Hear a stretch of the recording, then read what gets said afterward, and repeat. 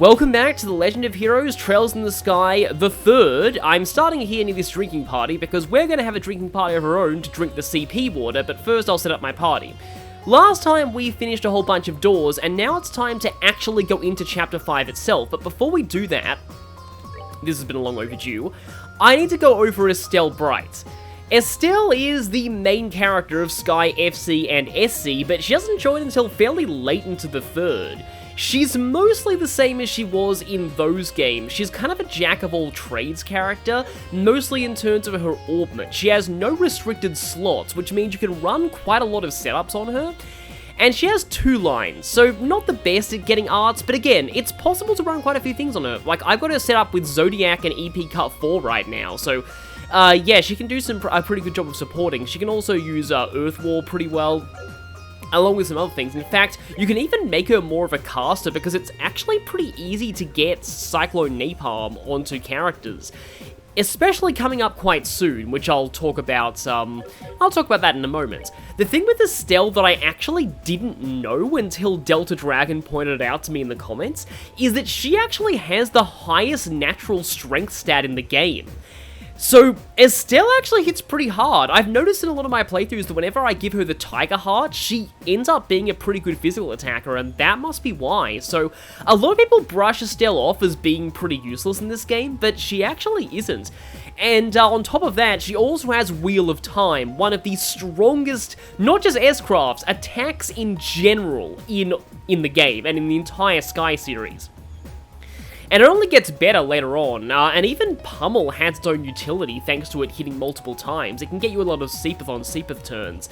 The downside of Estelle, though, is that all of her S-Crafts are single target. She's one of the few people who is locked into single target S-Crafts. But against solitary bosses, you don't need anything else, so yeah, she's basically just the single target nuker. Also, her defense is very solid overall, so she does pretty well up the front.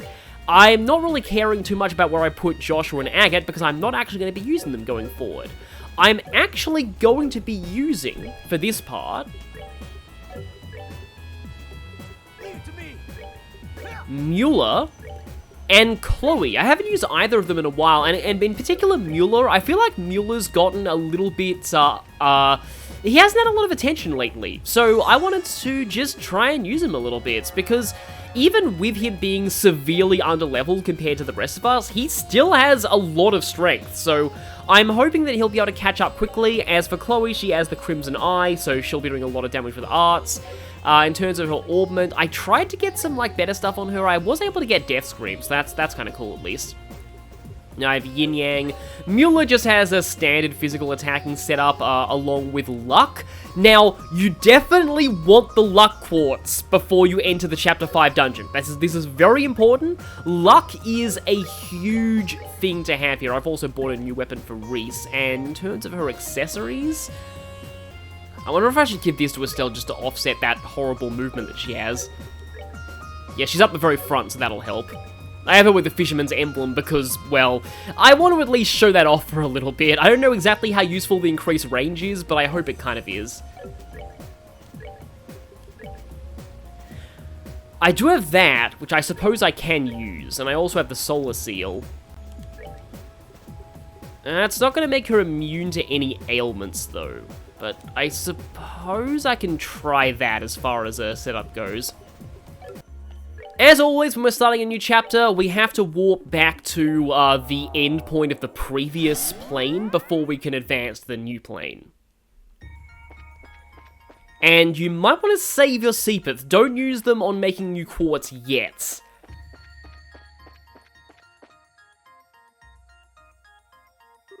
Whoa. I thought I was ready after you guys told me what happened, but seeing this place seeing the place you once trained at like this is weird. So this warp thingy here is going to take us to the next plane? That's right, the next should be the 5th. Presumably the first of the more advanced game boars the Lord of Phantasma mentioned. We're going to be in for a really rough ride, aren't we? But hey, we've come through plenty of those just fine. We can knock this one out too. I certainly hope so. Something wrong? No, but I do have a question. why did you specifically put your name forward to accompany me? Huh? Is it really that big a deal? I can't think of any specific reason you could have to offer to support me, and yet when making your request, your eyes were filled with determination and resolve, so it wasn't something you did on a whim. You don't mind my inquiry, do you? Nope, it wasn't a whim though, so you're right about that. It's just I don't have some big special reason for doing it either. I guess I just wanted to give something back. What do you mean? Well, like, Kevin did a lot for me back during all that trouble in LaBeoul. He bailed me out of trouble more times than I can count, and he helped Joshua deal with what was burdening him too. Now he's in trouble just like we were, so it's the thing where I found myself wondering whether there was anything I could do to help. Coming and backing you up was the best way I could do that. Estelle, that does make sense. I'm still not sure that I understand. I understand that you feel indebted to Kevin, but how does helping me go towards repaying that? Isn't that obvious? You're super important to him, aren't you? What? I'm not implying you're going out or anything. Just from all I've heard and seen since getting here, it seems like you basically view each other as family. I'm not wrong, right? No, you're right. Before all this started, we hadn't met for almost 5 whole years. The only reason we met again at all was because of work. I'm not sure there's any bond between the two of us at all anymore. Pfft, yeah, I'm not buying that one. What's so funny? The connections between people deepen over time to become bonds, and once such bonds are formed, they can never be broken. However, far apart those people may be, no matter where life may take them, those bonds will always exist in some way. Not my words, by the way, they're just something some old guy I know said to me a while back.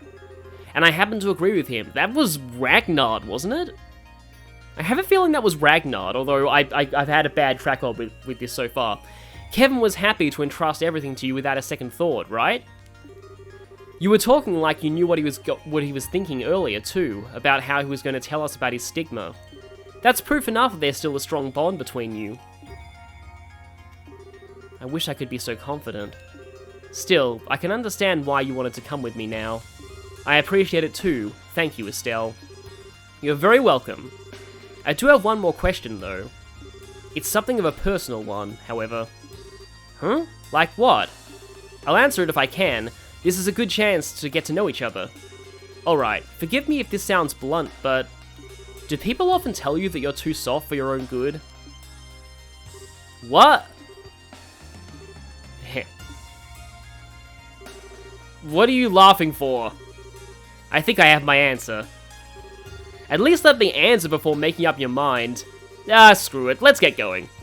Right behind you.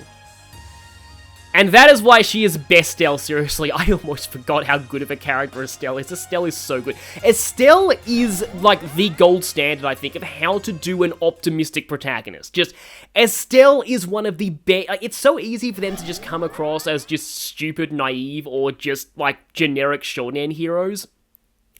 Estelle is just one of the best written that I've seen. I would say that the second best written that I've seen, and this might cause controversy, is Rex from Xenoblade 2, but I do think Estelle's better. Where are we now? It seems to be another enclosed dimensional space. This music's also pretty nice. It doesn't quite have the impact the songs from Chapter 4 did, but it's just very... it's kind of eerie and at the same time peaceful and relaxing. Like a giant labyrinth of marble in a rift between dimensions. Or at least, that's how it appears. Yeah, this will be a blast to go through. We're gonna need to put our backs into this one. Indeed. And quite immediately, too. Huh? Well, yeah, this happens to us basically every time we enter a new plane. What? On your guard, everyone!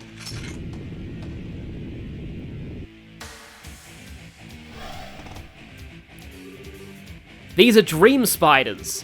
They're foul beasts that devour people's dreams and replace them with nightmares. Well, this plane's off to an awesome start. Well, whatever, let's kick some devil butt.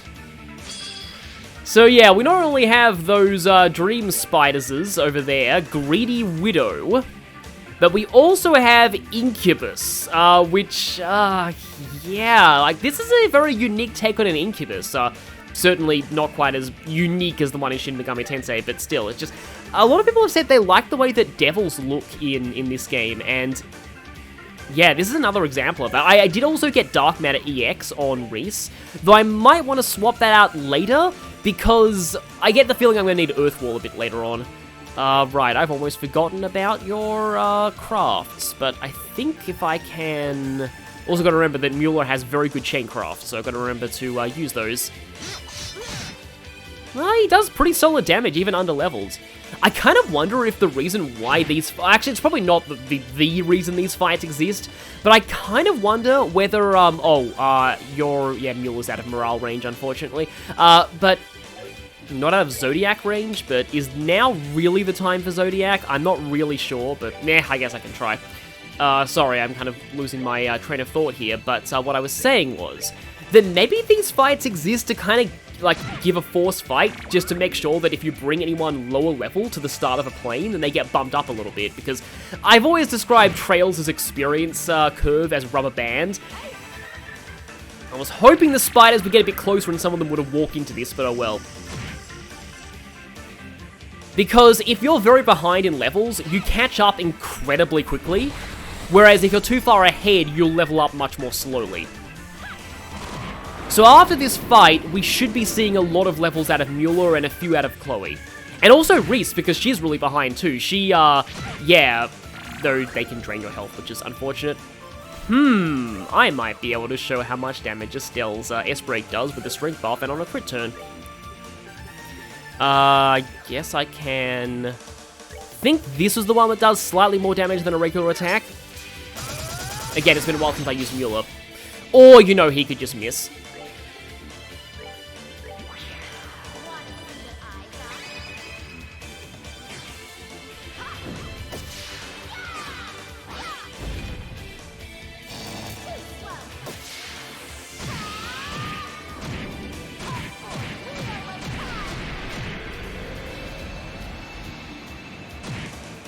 Yep, over 10,000 damage.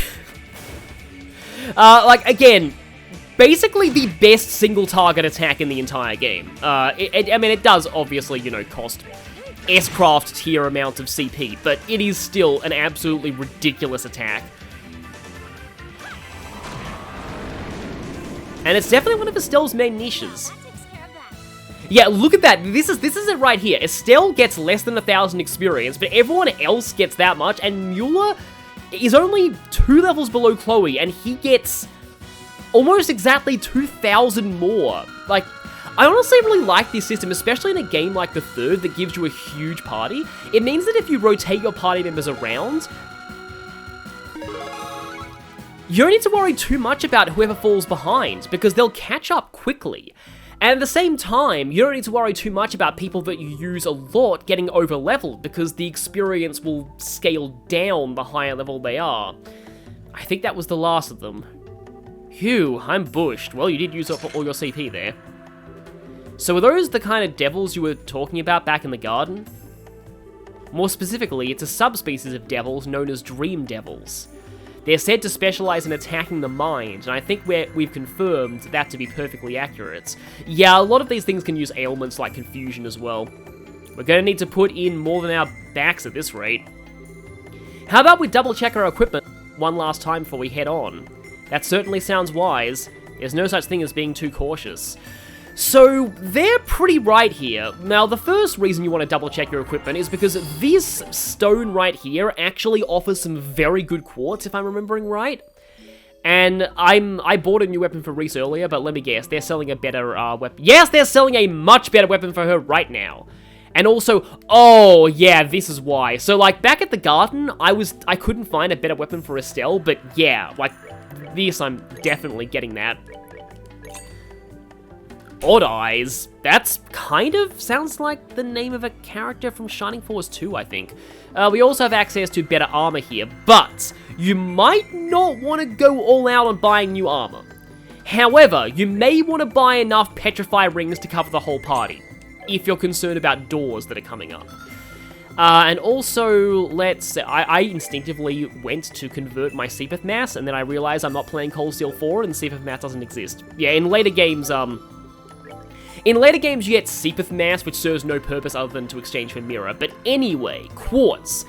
We can get some gems now. Topaz Gem. These are essentially the level 5 variants of things, and this is why I said that you want to have level 3 augment slots even on physical attackers, because, yeah, Topaz Gem, defense 5. Ruby, I can't afford this. Ruby Gem, though, is amazing. Water Gem is kinda I much prefer the one that's Mind 5. Get the Wind Gem for Evade 5, but Evasion's not great here. No Action 5, though, yet, at least. We can get the Silver Gem, which is essentially EP5, costs a lot of Mirage Seepeth though, and also the Mirage Gem for Hit 5. The other great thing about these is they give a lot of elemental values for your augments. They let you get strong arts very easily. In particular, the Ruby Gem giving 12 fire is great for both physical attackers and casters. Because 12 time, I was about to call it energy, but like Pokemon, but basically that's kind of what it is. 12 time. Because 12 fire is enough to get you Cyclone Napalm with just 1 quartz. That was a surprise attack, really? Well, that takes care of that. And 2 more level ups on those 2. Yeah, they're going to be getting their health and EP topped off a lot. You want to go to the right at the first junction. But yeah, Cyclone Napalm is the best boss nuking art in the game. It's like the best single target arts damage, as I've said many times before. So having access to that with just one quartz, so only 1 slot in your augment, is incredible. That's why I'm gonna get as many of those as possible as soon as I can. You guys are heavily weak to... Yeah, Dark Matter sucks, but it's my best option for Chloe's space casting. Yeah, Space Art's got a lot better in later Trails games. Also, Estelle, in terms of her craft, she has Morale. This is kind of nice if you don't want to use things like Zodiac. It's instant, unlike Arts casting. True Heartbreak is pretty powerful as well, and also cancels. Taunt, I personally don't find all that useful, really. Supreme Hurricane turns foes to dust. It's a big, wide area, but it also has terrible power. It's weaker than a regular attack, so yeah. And Supreme Comet is actually kind of nice overall, but I think I'm going to try Supreme Comet. Estelle's crafts are actually pretty strong. You don't want to underestimate them. You don't want to underestimate Estelle in general. She's a much stronger character in this game than a lot of people give her credit for. So here we get our first chest of this plane, EP Charge 2. You're next. Yes. I guess that reminds me of I think it's the ending of Invasion of the Body Snatchers. Oh, right, these Grimoires. These are interesting. These are very interesting. I think these are the first ones that do a certain thing. And I'm just gonna, like, pass my turns until they get to move, just so I can show that. Aha, I did it, okay. So, these Grimoires can turn into copies of party members. Not necessarily the party members that you have in your, well, party.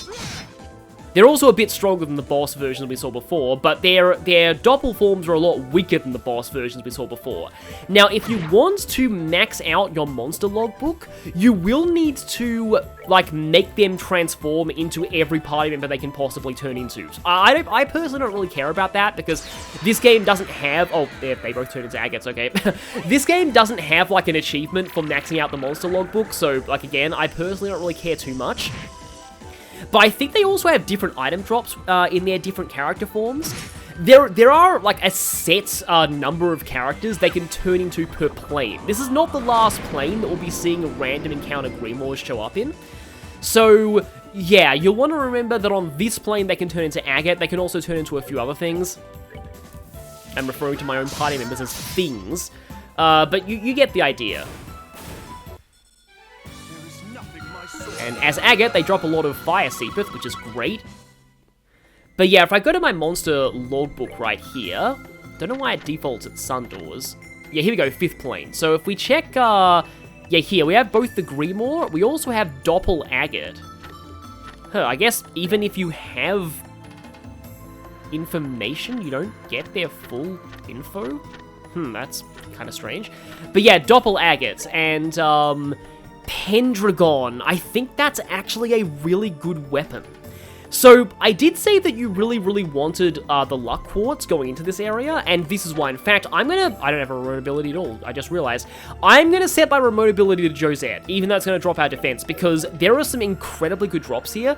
I don't think I've ever actually got Pendragon before in a playthrough. I think it's a weapon for Reese, but I'm not entirely sure. But anyway, all may set foot within this door. To lay claim to its rewards, however, you must first overcome a trial. Should this fail to deter you, open the door and step inside. I'm not going to do this just yet, so I'll be saving that for its own part, but for that door, oh, what am I thinking? I can just teleport back to the luminous entrance. I don't have to walk all the way back. But, when you do that trial, you want to make sure that you have Petrify immunity on the entire party, because you'll be fighting a whole bunch of enemies that are all that all love to petrify you, and, yeah, if you all get petrified at once, you are basically dead, so obviously a bad thing. The enemies in that door, though, are not immune to blind, and blind works very effectively on them, so I would recommend bringing Orbital Gear Tita to that one, which is what I'll be doing when I go to do that door. Why not? Chloe doesn't really use her CP all that much. Even though Comfort is actually kind of decent. Hang on, can I seriously not get them in that area? Oh, I have to... Yeah, no, it's got to be in range of everyone. Yeah, I guess I have to just use Pound Gale. Yeah, minus 20% strength and minus 30% defense is pretty good. It's just that Chloe is such a good caster that you don't often see her using, her crafts. Okay, Reese is catching up a little bit. Okay, we have another chest here, too. And yeah, I love this. The fact that you can actually see that there's a ceiling stone down there. It's just such a great preview of what's to come. Feather Brooch Plus. 16 of 36. His passing brought great sorrow to all but one, his son, who was acutely aware that no one could surpass his father's talents. More than he despised carpentry, he despised the crushing weight of his father's name. Okay, so what does that Feather Brooch Plus do? I remember this being pretty good, actually. Various stats up prevents faints. That includes speed and ATS, so you better believe I'm using that. It's not as good as the White Bracelet Plus, though. And right now, I don't really have anybody who really wants that. Yeah.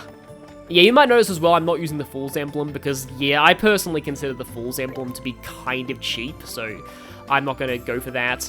That's new, though.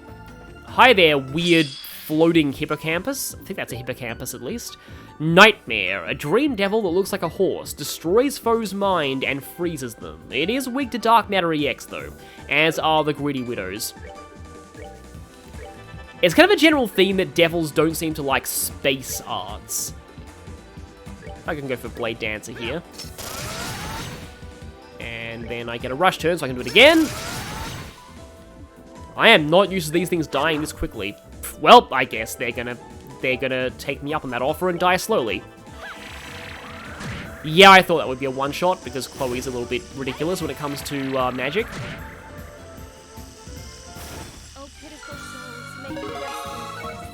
I think those things can also confuse you, maybe.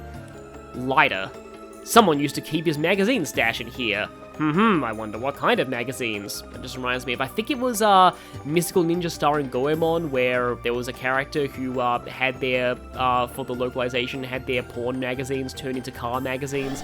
Which makes sense since it was an N64 game, but like, that game was surprisingly not that edited, despite being ridiculously Japanese. Like, it's kind of interesting. If you want to go ahead and check that game out, I saw a playthrough of it once and it was pretty cool. Never played it myself, but, it's an interesting game, again, just for the fact that it's, like, incredibly Japanese and was not really culturally altered at all. You hear some funky music playing from within the chest, but you do not see any instruments. Yeah, that would be kind of an interesting concept, a chest that plays music without any instruments, although that's basically just a music box. So yeah, that thing. You might be thinking, what the heck is the point of that, since we have the Genu? Well, you might not have the Genu at this point. I had a feeling you'd get the drop on me there, because the chest, doesn't count as a solid object. But yeah, you might not have the Genu, so, that's one reason why they're giving you that now. Oh yeah, your EP is not good when it comes to Dark Matter EX.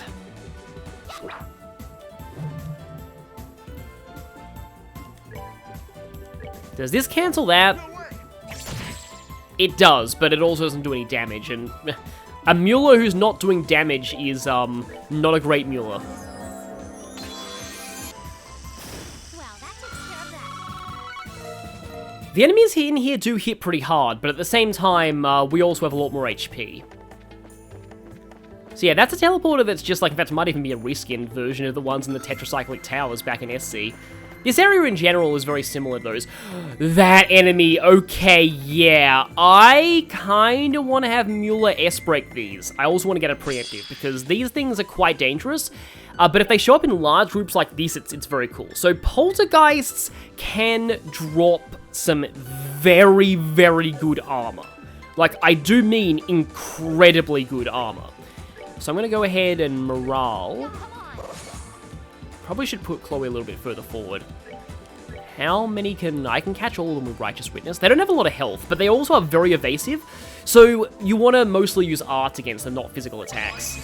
Of course, S-crafts don't care about evasion, so that's good. Okay, we got... okay, we got 3 drops. 3 drops, let's see what we get here. They are pretty rare, and there is a way much later on in the game to make it easier to get these drops. But if I get the really good thing now, I'm going to laugh so much. They're also worth a lot of Time Seepeth. Tear Balm, that's their common drop. Tear All Balm. Reflective Robe, okay, that's one of the really good things they can drop. So, the Reflective Robe gives an insane amount of arts defense, plus 1,000, but it also lowers move by 1, which doesn't really matter on casters. So, like, for example, Chloe might actually want that, because she doesn't really move anyway, but she also has kind of overkill arts defense regardless, so I guess I can give that to you, or I can give that to Estelle to just make her, like, a ridiculous tank. I'll lower her movement even more, though. I guess I can give that to Reese right now. So, I'm going to bring up the monster book right now. This is actually something that I missed on my first ever playthrough of this game, and I'm glad that I looked up information on forums and subreddits to find this out before I recorded this game, because it's really important. So, Poltergeist. Look at these drops here. Ninja Garb, Reflective Robe, Knight Armor, Kitty Suit. Also, Ninja Tabi, Knight Sabatons, Shaman Sandals, and Kitty Slippers. These are armor and shoes. Now, the shoes aren't as important, because the heat-resistant boots are actually better than most of the shoes these things can drop, in my opinion. But the armor, the one that you really, really want is the Kitty Suit. The Kitty Suit gives an insane speed increase, which, you know, this game is all about speed. Speed is one of the best stats. In fact, it's definitely the best stat. What am I saying? It's not one of the best stats. It is the best stat in the game. And the Kitty Suit gives an insane speed bonus. Now, it's not like in Sky SC, where there's a full set of Kitty equipment, and if you equip it all at once, then you'll get, like, an extra big speed boost, but at the cost of, like, massive amounts of defense. There are the Kitty Slippers, but, like, as I was saying, in my opinion, the heat-resistant boots are actually better. The Kitty Slippers give better defense than them, but they also only give plus 10 speed, not plus 15 speed. I did grind for Kitty Slippers in my Nightmare playthrough, but then I realized that, yeah, heat-resistant boots are actually better, so it's totally unnecessary. But the Kitty Suit, if you are playing on Nightmare difficulty, you want to farm for Kitty Suits, because you will need them. You will definitely need them. In Chapter 6, there are 2 bosses that are incredibly difficult, especially on Nightmare. And it is very, very useful to get yourself as many speed boosts as possible. Like, these bosses have, like, almost 150 speed, I think. It's something insane. So, every speed increase that you can get, you want to take it. And the Kitty Suit is one of the best speed increases you can get alongside the heat-resistant boots, which you just get for free. Don't despair too much if you don't get these now. There is a way, like, there's an accessory we'll be getting a little bit later that increases item drop rate as well, that also stacks with luck and with Josette's remote ability. There was once an heir to a kingdom who allowed everyone a piece of meat from a boar and up of wine, provided, of course, they found the key to his secret cellar underground. finding it was no mean feat. That's honestly kind of interesting. It's sort of an example in, like, language and how homonyms work. And the fact that, like, if you read that out loud, you can understand what it means if you're an English speaker. But if you just read that and just think of it as the words themselves, then you'll be completely confused. I wouldn't be surprised if that was taken from a real language experiment. But anyway, in here we get Phantom S. Cry into my chest. That's actually kind of good. I suppose that's like the sequel song to Cry For Me. There's a warp here. Yeah, this is where things get a tiny bit confusing. But this dungeon actually isn't anywhere near as convoluted as it looks. Also, high death turn.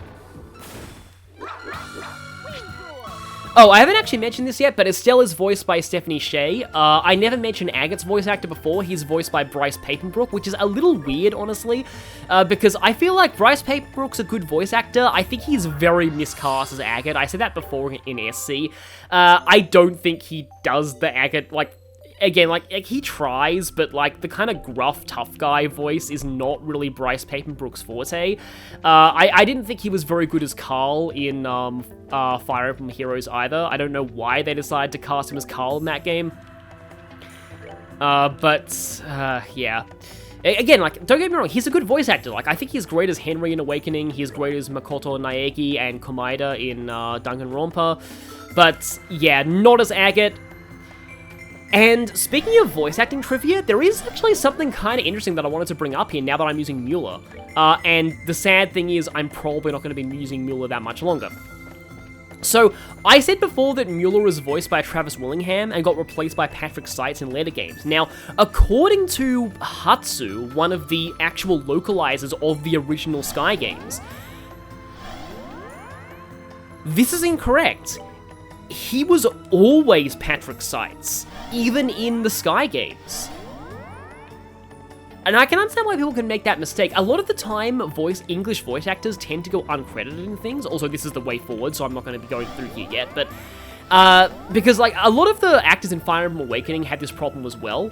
In particular, with, like, a lot of people thinking that Sumiya was Daniel Judovitz. Sumiya and Estelle, not this Estelle, Estelle from Tales of Vesperia, were Daniel Judovitz, when it turns out that actually they're Eden Regal, and both of them have always been Eden Regal. Daniel Judovitz, I think, is female Kana in Fire Emblem Fates, but she's not actually, what am I saying? Sumiya. The voices do sound pretty similar, though. And similarly, I think, like, Lawrence in Fire Emblem Awakening was also Patrick Seitz, even though nobody thought, like, people thought that he was Paul St. Peter, like, the voice actor for Xemnas. And, like, one of the biggest ones in Fire Emblem Awakening, like, one of the biggest voice acting mix-ups, is that everybody thought that, like, this is just a testament to this guy's range, everybody thought that Virion was Dan Warren, and was actually Jameson Price all along. Because people found that out because he was credited as Taylor Henry in Heroes, which is an alias of Jameson Price. And yeah, like, he is so severely playing against type as Virion that people were convinced that it wasn't him. But no, it was actually Jameson Price. So again, it happens quite often. A lot of the time, voice actors in these dubs get uncredited, and it can make it hard to tell who voiced who. And there are a lot of roles that Patrick Seitz does that do sound quite similar to Travis Willingham. Travis Willingham has more neutral voices, at least. He does a lot of deeper voices as well, and those can be quite different.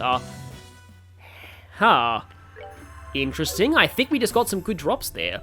Let me quickly just check. Fifth plane, I believe that was a succubus. It's a whip and a gun. Okay, they also drop Vorpal sword. Snow and rain. Yeah, wow, these things also drop some pretty good stuff too.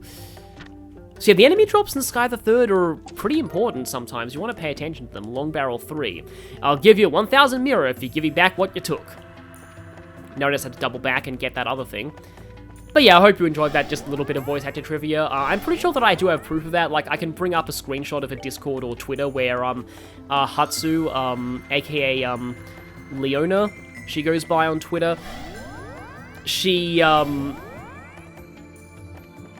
actually just straight up stated that, that nope, from what she remembers, that actually was Patrick Seitz all along.